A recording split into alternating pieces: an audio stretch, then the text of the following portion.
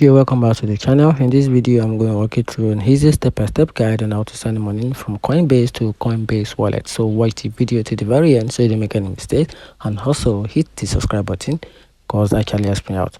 So now getting started with how to send money from Coinbase to Coinbase wallet. The first thing to do is to open your Coinbase app.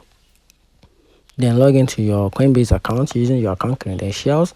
Then from there, tap on send. Then choose the crypto you want to send. For example, you can choose your BTC, your Ethereum, or your USDT. It depends on your preference.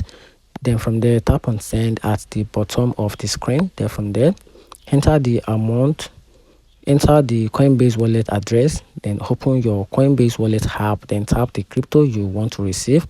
Then tap receive. Then copy the wallet address from there. Then paste the wallet address into your Coinbase app. Then paste the address in the to field in Coinbase. Then enter the amount you want to send. From there, you have to confirm and send the payment. So to do this, you have to review all details carefully. Then tap on send now and confirm with a 2FA, which is your two-factor authentication if needed. And that's how you can send money from your Coinbase to your Coinbase wallet. Find the video helpful, turn on the notification button and subscribe for more.